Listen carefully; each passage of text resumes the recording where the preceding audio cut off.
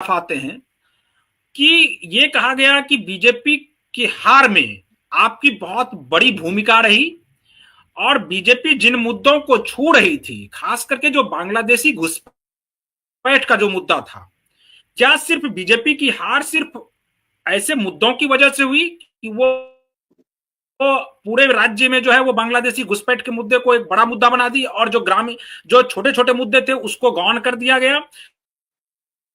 देखिए क्या वो बीजेपी मुद्दा को है हम या जयराम महतो एक फैक्टर है जिसकी वजह से बीजेपी की हार हुई? देखिए ठीक है, वो लोग क्या कहते हैं नहीं कहते हैं, आंकड़े क्या कहते हैं। बीजेपी जब गुजरात में जाती है तो गुजरात के विकास की बात करते हैं, गुजरातियों की बात करती है, बिहार में बिहारियों की बात करती है, महाराष्ट्र में मराठियों की बात करती है। राज्य के चुनाव, क्योंकि देश का चुनाव देश के लिए होता है, जब राज्य का चुनाव होता है तो राज्य के लिए होता है। कर्नाटक में कर्नाटक वासियों की बात करती है, लेकिन बीजेपी झारखंडियत को समझती ही नहीं है। आप अगर बीजेपी के खेमे में चले जाएं, उनके जिला कार्यालय में चले जाएं, तो वहां झारखंड की ना भावना दिखेगी ना झारखंडी लोग दिखेंगे वहां। वो आप बीजेपी के तमाम लीडर देख लें, उन्होंने मंत्री किन्हें बनाया? संजय सेठ, जो शायद हरियाणा या राजस्थान से संबंध रखते हैं।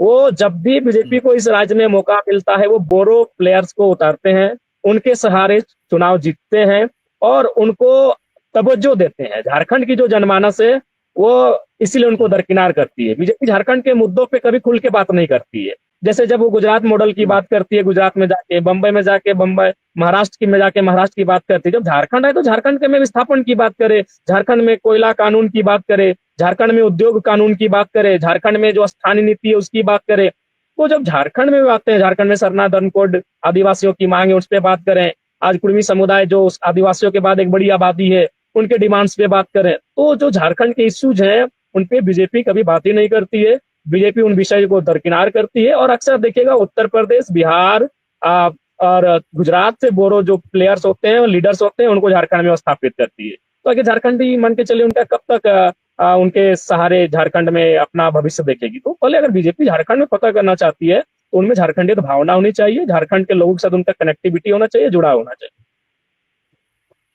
अच्छा, एक सवाल हेमंत सोरेन से जुड़ा हुआ है, क्योंकि हेमंत सोरेन के बारे में जब उनको ईडी के द्वारा जेल भेजा गया तो उसमें बहुत सारे लोगों ने ये कहा, कुछ नेताओं ने ये कहा कि वो पॉलिटिकल वेंडेटा के तहत उनको फंसाया गया और उनको जेल में भेजा गया।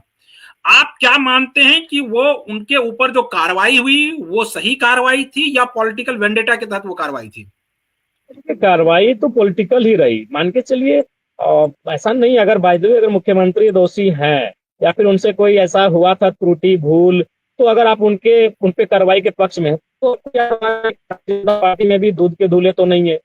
जबकि उनके कई सांसद विधायक ऐसे हैं जो अखबार के पन्ने छापते हैं कि उनका कई हजार करोड़ों में उनकी संपत्ति है, तो उनकी भी जांच अगर वो करते हैं तो शायद झारखंड के भोले भाले लोग समझते हैं कि नहीं चलिए भाई ये गलत पे कार्रवाई कर रही है, अगर उनके पार्टी के लोग भी गलत कर रहे हैं तो उस पर कार्रवाई कर रही है। लेकिन वो इन सब चीजों पे देश में एक बीजेपी को लेकर ये माइंडसेट हो गया है कि जो ऑटोनमस बॉडी है, चाहे वो ईडी हो, सीबीआई हो या फिर तमाम जो ऑटोनमस बॉडी है, वो बीजेपी के इशारे पे चल रही है। तो इसका झारखंड में भी असर दिखा। मुख्यमंत्री को जेल में डालना उनके लिए नुकसानदायक रहा। आखिरी सवाल आपसे पूछेंगे कि अगर जयराम महतो आने वाले, एक तो 2029 की बात आपने चूंकि कह दिया, आपको अगर चुनना होगा अभी, तो अभी आपको अगर कहे बीजेपी वाले कि आप मेरे पक्ष में आ जाइए और उधर से हेमंत सोरेन कहे कि मेरे पक्ष में आ जाइए, तो आप किस तरफ जाना पसंद करेंगे? देखिए, जो झारखंड के मुद्दों को सॉर्ट आउट करने का स्पष्ट वादा करे, एक संतोषजनक विश्वास दिलाए, तो वो कोई भी राजनीतिक दल रहे जो झारखंड के मुद्दों को समाप्त कर सके, झारखंड के लोगों के साथ न्याय कर सके, हम लोग उनके साथ सोचेंगे।